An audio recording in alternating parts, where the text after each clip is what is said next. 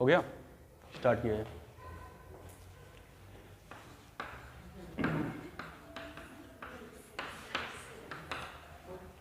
पहले हम लोग रिकैप करेंगे किसका, एपी का, ठीक है ना। उसके बाद हम लोग जीपी स्टार्ट करेंगे। तो जो बच्चे नहीं आए थे एपी में वो देख लें, और एपी जनरली आप लोग 10th में पढ़े ही हो, ठीक है। पहले हम लोग बात करेंगे सीक्वेंस का। सीक्वेंस क्या है, सीरीज क्या है। सीक्वेंस क्या है, मैंने बताया था arrangement of some logical pattern. अगर ऐसा पैटर्न मिले नंबरों का जिसमें कुछ लॉजिकल पैटर्न हो, पैटर्न देखिए तो क्या होगा, सीक्वेंस। फॉर एग्जांपल 1 2 का 3, 4 2 का 1, ठीक है। ये क्या है, सीक्वेंस है या नहीं है, ये बताओ। नहीं है। क्यों नहीं है, क्योंकि कुछ खास पैटर्न नहीं है। यहाँ डिफरेंस 1 है, यहाँ डिफरेंस 1 है, यहाँ डिफरेंस 1 है, यहाँ डिफरेंस -2 है, यहाँ डिफरेंस क्या है, -1 है। तो कोई खास पैटर्न नहीं है। If you are not able to guess the next number then वो सीक्वेंस में नहीं होगा। यहाँ पे आप गेस नहीं कर सकते हो, ठीक है। बट अगर ये बोला जाए 1 2 3 4 5 6 7 8 9, ये सब क्या है, सीक्वेंस होगा, क्योंकि कॉमन डिफरेंस क्या है, 1 है। और आप नेक्स्ट नंबर को गेस कर सकते हो, 9 के बाद 10 आएगा। और कुछ एग्जांपल ले लेते हैं, जैसे मान लो 3 5 7 9 11 and so on. Next number क्या होगा, 13 होगा। अच्छा, इस चीज़ को अगर मैं सिंबल में लिखूं तो क्या होगा, ये शायद 2n+1 लिखा है, ठीक है। और जहाँ पे n जो है नेचुरल नंबर है। अब जैसे फर्स्ट टर्म अगर चाहिए आपको, n की जगह क्या रख दो, 1 रख दो। 1 रखने में क्या होगा, 3 मिल जाएगा। सेकंड नंबर चाहिए, n की जगह 2 रख दो, क्या होगा, 5 मिल जाएगा, 7 मिल जाएगा, 9 मिल जाएगा।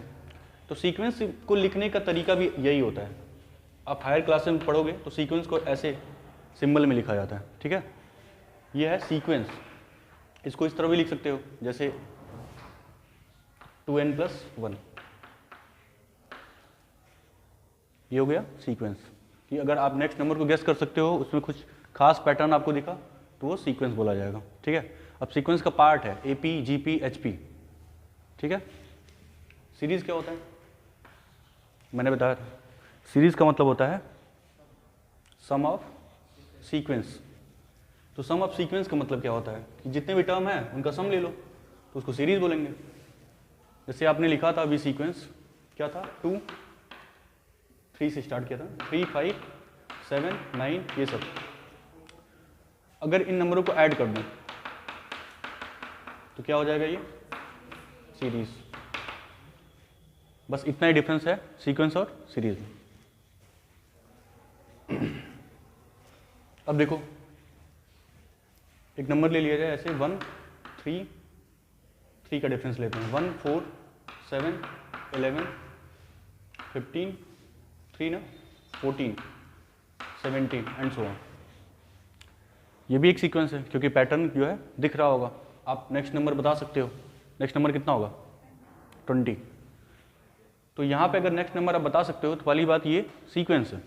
लेकिन सीक्वेंस में भी कई सारे जो है सीक्वेंस हो सकते हैं जिसमें खास पैटर्न हो सकता है। तो अलग अलग सीक्वेंस जो है अगर मिलते हैं तो उसको एपी, जीपी और एचपी बोला जाता है। तो इसमें खास बात क्या है, इस सीक्वेंस में जो कॉमन डिफरेंस है दो टर्म के बीच, दो कंसेक्यूटिव टर्म के बीच, वो क्या है, सेम है। गैप कितना है, 3 का, यहाँ भी 3, यहाँ भी 3, यहाँ भी 3, यहाँ भी 3। कहाँ पे, अच्छा इसको क्या बोल लिया जाए, 10, ये 13 और ये 16। तो गैप कितना है, 3 का है। तो ये क्या होगा, एपी होगा। तो ऐसा सीक्वेंस जिसमें दो कंसेक्यूटिव टर्म के बीच कॉमन डिफरेंस क्या हो, सेम हो, तो क्या होगा, एपी में होगा। एपी का मतलब अर्थमेटिक प्रोग्रेशन, ठीक है। अब एपी जो टर्म है उसमें हम क्या क्या सोच सकते हैं। जैसे मान लो कोई सीक्वेंस है वो एपी फॉर्म कर रहा है, मीन्स अर्थमेटिक प्रोग्रेशन में कॉमन डिफरेंस क्या होगा, सेम होगा। तो अगर कोई सीक्वेंस लिखा है तो आप एक पर्टिकुलर टर्म जो है लिख सकते हो या बता सकते हो। और क्या कर सकते हो, सीक्वेंस है, सीक्वेंस के टर्म्स को ऐड कर सकते हो, ठीक है, जिसको सम ऑफ सीरीज बोला जाता है या सम ऑफ सीक्वेंस बोला जाता है, ठीक है। और क्या कर सकते हो, लास्ट टर्म बता सकते हो। लास्ट टर्म का मतलब एक पर्टिकुलर टर्म, जैसे मान लो कोई सीक्वेंस लिखा है जो एपी में है, तो उसका लास्ट टर्म मीन्स 100 टर्म क्या होगा, ठीक है, 50 टर्म क्या होगा, ऐसे बता सकते हो आप। और क्या कर सकते हो, किसी पर्टिकुलर जो है टर्म को बता सकते हो, उनका गैप बता सकते हो, सम कर सकते हो, लास्ट टर्म बता सकते हो, ठीक है, ये सब कुछ कर सकते हो।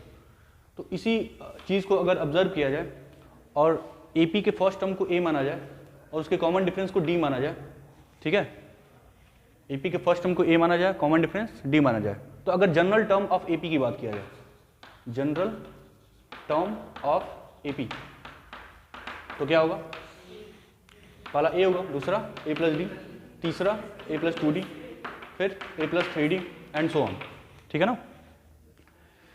ये पहला टर्म है, मैंने बताया था कि AP को लिखने का तरीका A1 या फिर T1, फर्स्ट टर्म को लिखने का तरीका A1 या T1, इसको A2 या T2, इसको A3 या T3, इसको A4 या T4।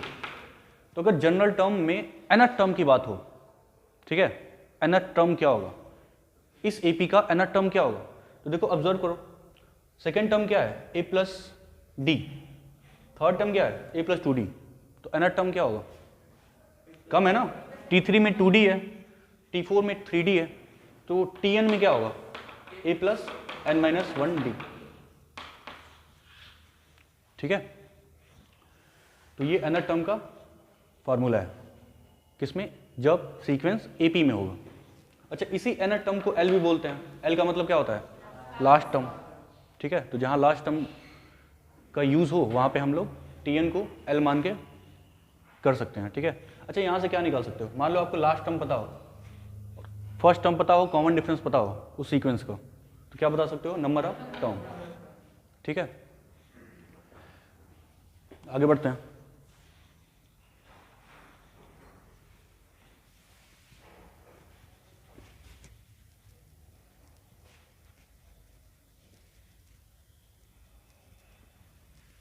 इसके बाद क्या कर सकते हो आप, सम कर सकते हैं, ठीक है। मान लो कोई कोई AP लिखा है, यही होता है ना जनरल टर्म, लास्ट टर्म क्या होगा A plus n minus 1D, तो इसका हम सम कर सकते हैं। सम के लिए बेसिकली मैंने बताया था गॉस भाई साहब के बारे में, ठीक है ना। गॉस क्या किया था, गॉस को टीचर द्वारा बोला गया था कि आप 1 से लेके 100 तक के नंबरों का सम निकालिए, ठीक है। तो एक तरीका है कि सबको कलेक्ट करो, ऐड करो। दूसरा तरीका क्या है कि इनको उल्टा करके लिख लो, इस सीक्वेंस को रिवर्स ऑर्डर में लिख दो। यहाँ हो जाएगा 100, यहाँ हो जाएगा 99, यहाँ 98, लास्ट में क्या होगा 1, इनको ऐड कर लिया जाए, ये क्या होगा 2s इक्वल, हर टर्म को ऐड करो, यही होगा ना। लास्ट वाला टर्म क्या होगा, अब सब में कॉमन क्या दिख रहा है, क्या मिलेगा, कितने टाइम्स, इनका सम क्या होगा, इनका सम क्या होगा, 1 से लेकर 100 तक का सम 100 होगा। ये 2s की वैल्यू है, बट आपको s चाहिए ना, सम ऑफ दिस सीक्वेंस चाहिए, तो क्या होगा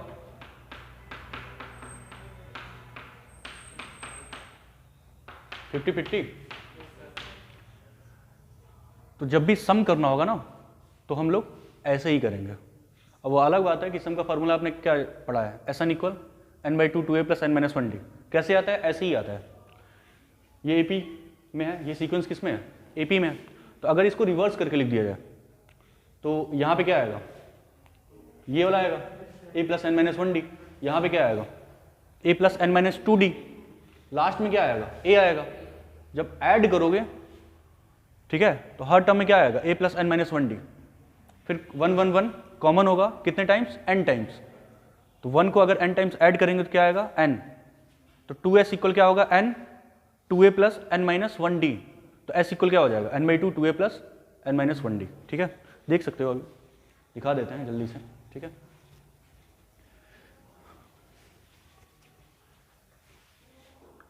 सम का मतलब इनको ऐड करना, तो a प्लस क्या होगा लास्ट वाला, अगला क्या होगा इसमें जब ऐड होगा तो a plus n minus 2d, last वाला क्या होगा यहाँ पे a, ऐड करने पे क्या मिलेगा, यहाँ पे क्या मिलेगा 2s, ऐड करने पे क्या दिख रहा है a plus A, 2a plus n-1d, ठीक है। और ये हर टर्म में मिलेगा, यहाँ पे देखो 2a प्लस n-1d, यहाँ भी मिलेगा। लास्ट वाले टर्म में क्या मिलेगा 2a प्लस n-1d। तो अगर इसको कॉमन ले लिया जाए तो हर टर्म में क्या मिलेगा 1 1 1, कितने टाइम n टाइम्स, ठीक है ना। इसकी वैल्यू क्या होगी n, तो n ये हो गया 2a प्लस n-1d, ये हो जाएगा 2s, तो s कितना होगा n/2, 2a प्लस n-1d, ठीक है ना। Formula n/2 2a plus n-1d, ठीक है। अच्छा, अगर आपको पता होगा कि tn क्या होता है a प्लस n-1d, ये होता है ना tn, तो 2a से अगर मैं a अलग कर दूं, ठीक है, 2a से अगर मैं 2a को a प्लस a लिख दूं तो ये सब क्या है, इतना tn है। एक और फार्मूला बन जाएगा Sn का, क्या हो जाएगा n/2 a प्लस ये सब कितना है tn, ये भी पता है आपको, ये लास्ट टर्म होता है, tn का मतलब l, ठीक है ना। तो जब भी फर्स्ट टर्म और लास्ट टर्म पता होगा तब सम का फार्मूला कैसे लिखोगे n/2 a plus l, l का मतलब tn, ठीक है। आगे बढ़ते हैं, ये सब हो चुका है, रिकैप है।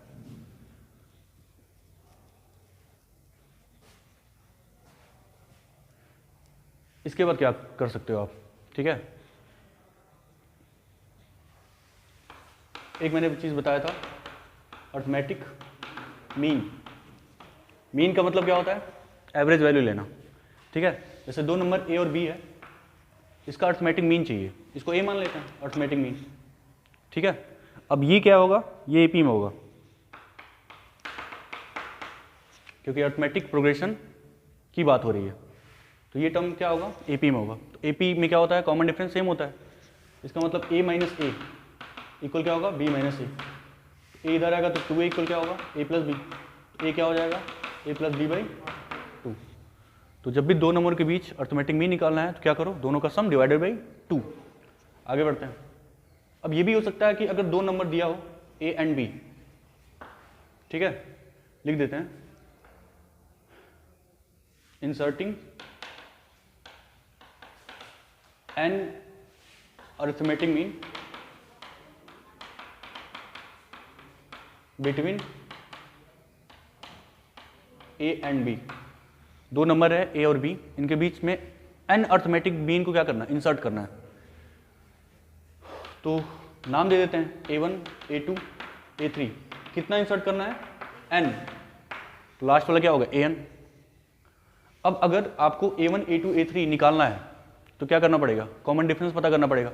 एक बार कॉमन डिफरेंस आ गया तो हर टर्म में क्या करोगे, डी ऐड करते चले जाओगे, सारा टर्म जो है मिलता चला जाएगा, ठीक है। कोई बताएगा a1 की वैल्यू क्या होगी, इसमें डी ऐड करने से a1 मिल जाएगा, a में जो है डी ऐड करने से a1 मिल जाएगा, तो a1 की वैल्यू क्या होगी a प्लस डी। a2 की वैल्यू क्या होगी,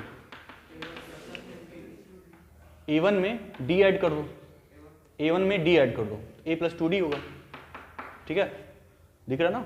a2 क्या मिला a प्लस 2d, a3 क्या मिलेगा, अब तो पैटर्न दिख रहा है a प्लस 3d, an क्या हो जाएगा a प्लस nd, ठीक है।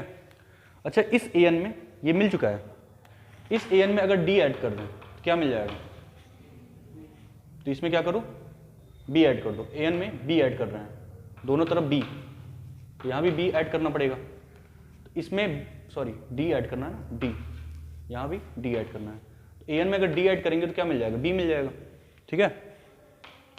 ये क्या है a प्लस, इन दोनों को कॉमन क्या है d, तो क्या मिलेगा n+1 d।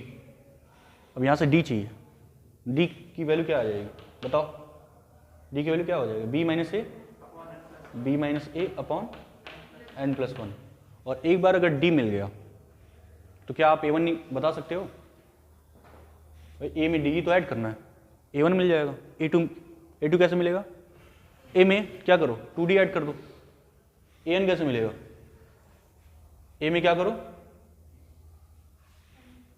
एनडी कर दो, ठीक है ना।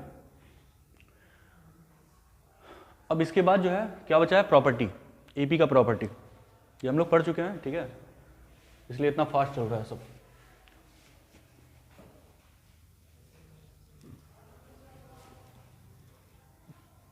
प्रॉपर्टी मैंने क्या बताया था, एपी का प्रॉपर्टी, प्रॉपर्टीज में अगर आपके पास कोई एपी का जो है सीक्वेंस है, मान लो वही ले लेते हैं 3, 5, 7, 9, 11, 13 एंड सो ऑन। तो किसी भी एपी के सीक्वेंस में आप कोई भी कांस्टेंट क्या कर सकते हो, ऐड कर सकते हो, सब्ट्रैक्ट कर सकते हो, मल्टीप्लाई कर सकते हो, डिवाइड कर सकते हो। जो रिजल्टेंट सीक्वेंस होगा वो भी किस में होगा, एपी में ही होगा, ठीक है। तो जैसे 3 प्लस इन सारे जो है सीक्वेंस में मैं 1, 2 करना चाहो 2 कर लो, या 3 करना चाहो 3 कर लो, 3 कर देते हैं ऐड, सब में 3 ऐड कर लो, हर टर्म में जो है 3 ऐड करना है, ठीक है ना। तो ये कितना होगा 6, ये कितना होगा 8, ये कितना होगा, ये कितना होगा, एंड सो ऑन। देख रहे हो ना, हर टर्म में 3 ऐड किए हो तो जो रिजल्टिंग सीक्वेंस बना है वो क्या है, एपी में ही है, ठीक है। कॉमन डिफरेंस अलग हो जाएगा, इसका कॉमन डिफरेंस क्या है, सेम है, 2 ही है, ठीक है। हो सकता है कि मल्टीप्लाई करने से कॉमन डिफरेंस का गैप जो है, जो पहले मिलता था वो अलग मिले, बट गैप सेम होगा, मतलब मल्टीप्लाई करने या डिवाइड करने पे जो सीक्वेंस मिलेगा वो एपी में होगा, कॉमन डिफरेंस अलग हो सकता है, ठीक है ना, बट होगा किस में, एपी में ही। एक और चीज़ थोड़ा गौर फरमाया जाए, जैसे मान लो एक छोटा सा सीक्वेंस यही ले लो, बस इतना पार्ट, ये एपी में है, 3 है, 5 है, 7 है, 9 है, 11 है और 13 है। इनको ऐड करो तो इनको ऐड करने से क्या मिलेगा, 13 प्लस 3 16 मिलेगा। इनको ऐड करो, ठीक है, इनको ऐड करो, इससे क्या समझ में आ रहा है, फर्स्ट एंड लास्ट टर्म को ऐड करने से, ठीक है, सेकेंड एंड सेकेंड लास्ट को ऐड करने से, थर्ड एंड थर्ड लास्ट को ऐड करने से क्या मिल रहा है, सेम नंबर मिल रहा है।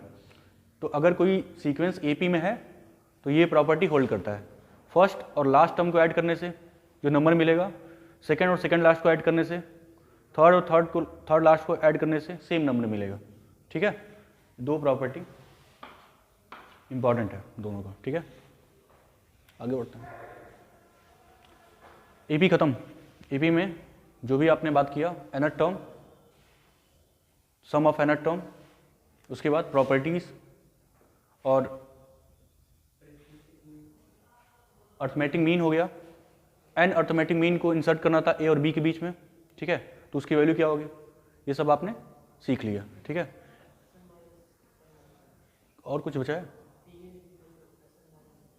हाँ, एक छोटा सा फार्मूला ये भी है कि जब भी सम देगा आपको और सम से आपको nth टर्म पूछेगा तो Tn इक्वल क्या लिख सकते हो, Sn माइनस Sn माइनस 1, ये आप यूज़ कर सकते हो।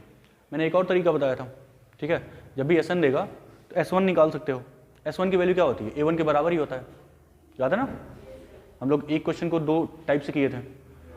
तो जब भी सम देगा और आपसे Tn पूछेगा तो क्या करोगे, अब एक तो ये तरीका है डायरेक्ट Tn निकालने के लिए, दूसरा तरीका क्या है, S1 निकालो, S1 का मतलब क्या होता है, A1 ही होता है, फिर क्या करो S2 निकालो, S2 का मतलब क्या होता है, A1 प्लस A2, तो वहाँ से A2 मिल जाएगा।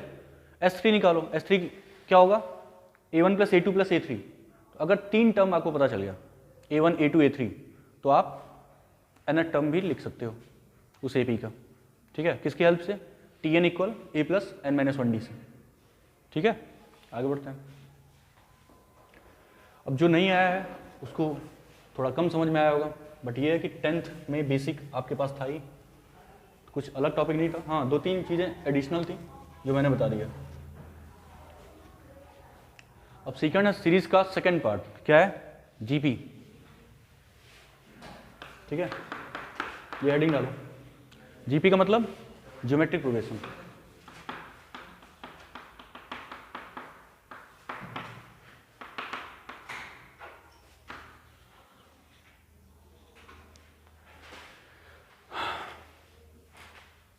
ठीक है।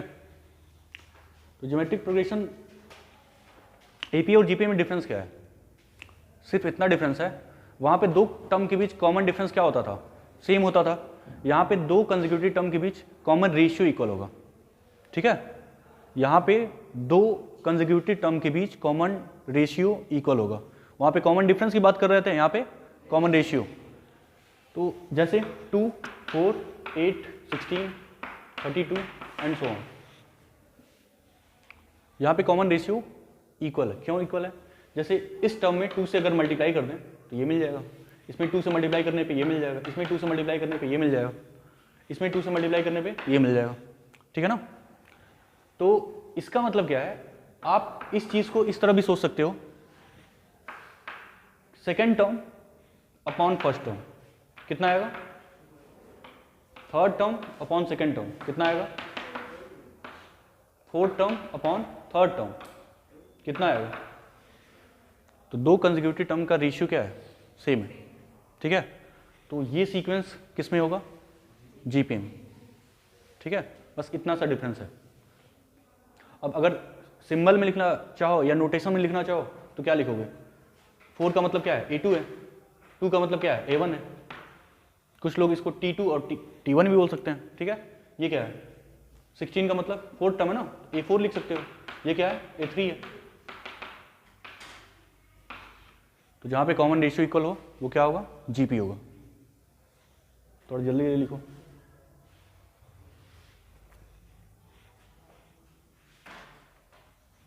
क्या होगा? कोई एपी जीपी हो सकता है? बिल्कुल हो सकता है, क्यों नहीं हो सकता है? जैसे मान लो 2, 2, 2, 2, 2, ठीक है? बहुत सारे 2। तो क्या है? ये एपी में भी है, इसका कॉमन डिफरेंस क्या है? 0। और ये जीपी में भी है, कॉमन रेशियो क्या है? 1।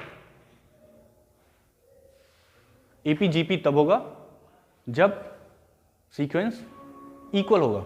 इक्वल का मतलब सारे टर्म इक्वल हो, ठीक है ना?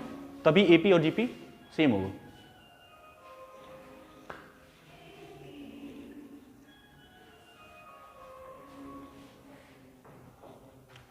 एक काम करो, इसको जो है लॉक कर दो, क्योंकि बच्चे अभी कॉरिडोर में निकलेंगे शोर करते हुए, इलेक्शन वाली फीलिंग आ जाएगी।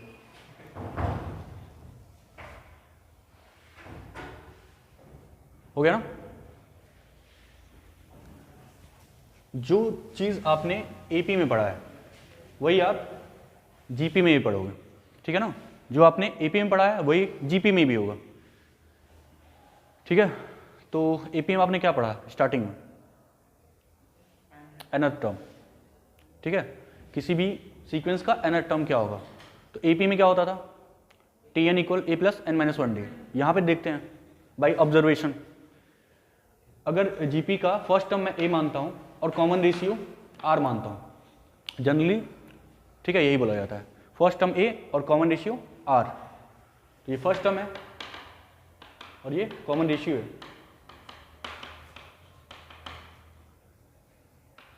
तो फर्स्ट टर्म क्या होगा? a होगा। अब a में चूंकि कॉमन रेशियो r है, a में r को मल्टीप्लाई करोगे तो सेकंड टर्म मिलेगा। सेकंड टर्म क्या होगा? ar। थर्ड टर्म क्या होगा? r मल्टीप्लाई करते जाओ। समझ गए? अब ये है आपका T1, ये है T2, ये है T3, ये है T4, ये T5, ये T6। तो अगर ऑब्जर्व किया जाए T6 क्या है? ए आर पे 5, T5 क्या है? ए आर पे 4। मतलब यहाँ पे अगर 5 है तो पावर क्या आ रहा है? एक कम आ रहा है। तो Tn क्या होगा? ए आर पे n माइनस 1, ठीक है? हो गया nth term of GP. This is nth term of GP. Note करो जल्दी, खो जा रहे हो क्या एकदम से? Sir GP GP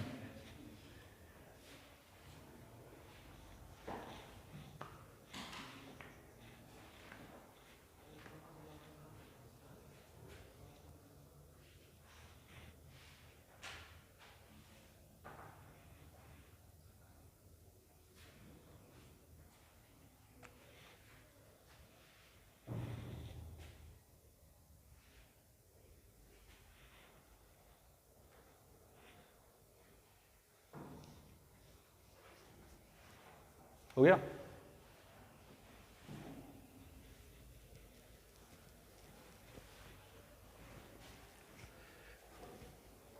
nth term तो हो गया, ठीक है। अब इसके बाद क्या होगा, nth टर्म आप जान गए तो सम की बात कर लेते हैं, ठीक है ना। सम का मतलब क्या होता है, जो भी जनरल टर्म है उसको ऐड करना, ठीक है। तो अगर ये जीपी की बात हो रही है तो पहला टर्म क्या होगा, ए होगा, दूसरा टर्म क्या होगा, ए आर होगा, तीसरा ए आर स्क्वायर, चौथा और लास्ट वाला बीच में डैश डैश, यहाँ प्लस, क्योंकि सम करना है ना, ठीक है। जीपी में सम के फार्मूले के लिए क्या करो, कॉमन रेशियो की बात हो रही है, आर मल्टीप्लाई करते हो टर्म में, तो यहाँ भी आर मल्टीप्लाई कर दिया जाए, आर एस निकालना है, ठीक है। आर एस का मतलब हर टर्म में आपको आर मल्टीप्लाई करना है, हर टर्म में क्या करना है, आर मल्टीप्लाई करना है। जब फर्स्ट टर्म में आर मल्टीप्लाई करोगे तो क्या क्या आएगा, a r, a into r, but a r आप यहाँ मत लिखो, क्योंकि यहाँ लिखने से ऐड थोड़ी कर सकते हो आप, नहीं ऐड कर सकते हो, नहीं सब्ट्रैक्ट कर सकते हो, तो ए आर के नीचे ए आर लिखा जाए, फर्स्ट टर्म छोड़ के आप ए आर यहाँ पे लिख दो। यहाँ पे मैंने आर मल्टीप्लाई किया है, इस सीरीज में क्या मैंने मल्टीप्लाई किया है, आर, तो फर्स्ट टर्म में मल्टीप्लाई होगा तो क्या मिलेगा, ए आर, मैंने यहाँ लिखा है ए आर के नीचे। सेकेंड टर्म में मल्टीप्लाई होगा तो यहाँ भी लिखते हैं, थर्ड टर्म में तो यहाँ लिखते हैं, यहाँ पे इसके नीचे जस्ट क्या आएगा, 3 है तो 3, तो यहाँ पे क्या आएगा, लास्ट वाले टर्म में जब आर से मल्टीप्लाई करेंगे तो क्या आएगा, हम लोग बाहर हो गए क्या सर्कल से बाहर हो गए, देखो ये वीडियो में नहीं आ रहा होगा, एक सेकेंड, डैश डैश डैश, ये क्या था, ए आर पे n-1 था, थोड़ा और नीचे लिखते हैं, यहाँ पे ए आर पे n-1, ठीक है। इसके जस्ट नीचे क्या आएगा, ए आर पे n-1, बट लास्ट टर्म में जब आर मल्टीप्लाई करेंगे तो यहाँ पे क्या आएगा, ए आर पे n आएगा, देख लो आप, ठीक है ना। अब मैं क्या कर रहा हूँ, सब्ट्रैक्ट कर रहा हूँ, यहाँ माइनस, हर जगह माइनस,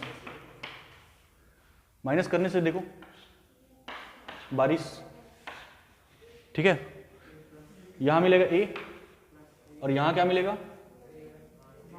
माइनस का कितना, ए आर पे एन, और यहाँ क्या मिलेगा, एस माइनस आर एस, इन दोनों में एस कॉमन ले लो, एस कॉमन लेने से क्या मिलेगा, 1 माइनस आर, ठीक है, एस निकालना है ना। अच्छा, इन दोनों में भी कॉमन क्या है, ए, तो बचेगा 1 माइनस आर पे एन, और नीचे का 1 माइनस आर आएगा,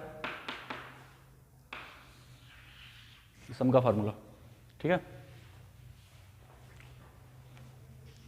सम of n term of GP, sum of n terms of GP,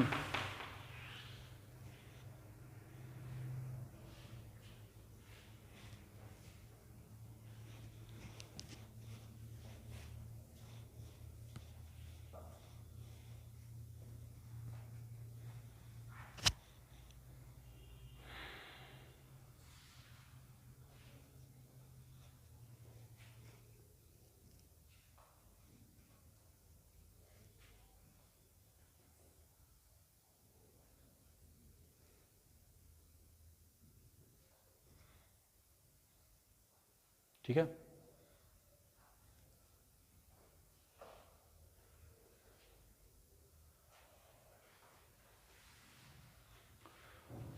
अच्छा, बुक में ये भी दिया रहता है, ऐसे भी, इसी फार्मूले को ऐसे भी लिखता है, ए आर पे एन पहले दिया है, फिर -1 डिवाइडेड बाई आर -1, ठीक है, बात एक ही है, ये और ये दोनों सेम है। ऊपर अगर माइनस कॉमन ले लिया जाए तो ये रिवर्स हो जाएगा, आर पे एन -1, यहाँ भी माइनस कॉमन ले लो तो आर -1 हो जाएगा, माइनस माइनस कैंसिल आउट, तो यही मिल जाएगा, ठीक है। तो आप ये यूज़ करो या ये यूज़ करो, दोनों से आंसर क्या आएगा, सेम आएगा, ठीक है।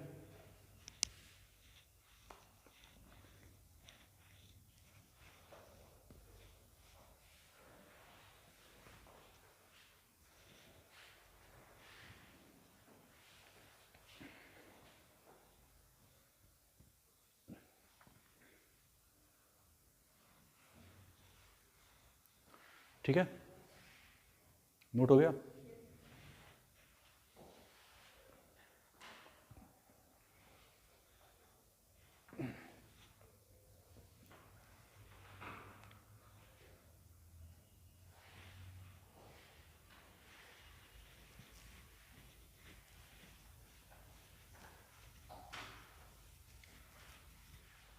इसमें एक और फार्मूला ऐड हो जाता है, एस इनफाइनाइट।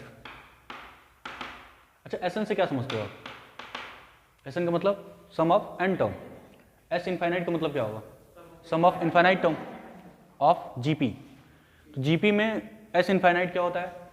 ए अपॉन 1 माइनस आर। नोट करो, मैं बता रहा हूँ कैसे आया, इसी फार्मूले से आया।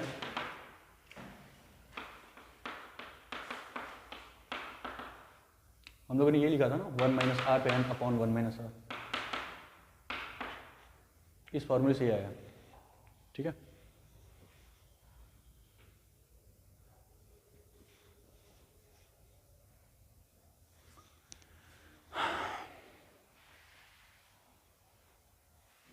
अब देखो यहाँ पे एस एन का फार्मूला ये है, एस इनफाइनाइट ये है। ठीक है, तो कहीं ना कहीं एन की वैल्यू जब इनफाइनाइट हुआ होगा, एन की जगह अगर हम इनफाइनाइट रिप्लेस कर दें तो ये मिला होगा।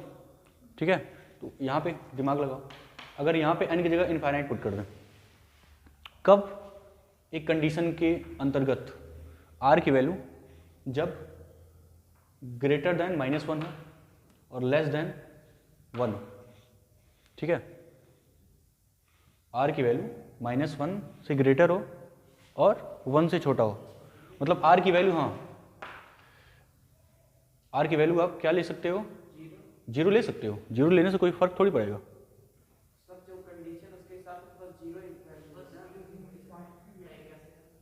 क्या बोलना चाह रहे हो? बोलो, एक लोग कोई बोलो, आप क्या बोलना चाह रहे थे? अभी सुन लो, अभी पूरी बात सुन लो। आर की वैल्यू अगर हम ये ले, ठीक है, तो वो फार्मूला बन सकता है। कैसे? जैसे आर की वैल्यू इनके बीच कोई भी ले लो आप, जैसे सपोज 1/2 हम ले लेते हैं।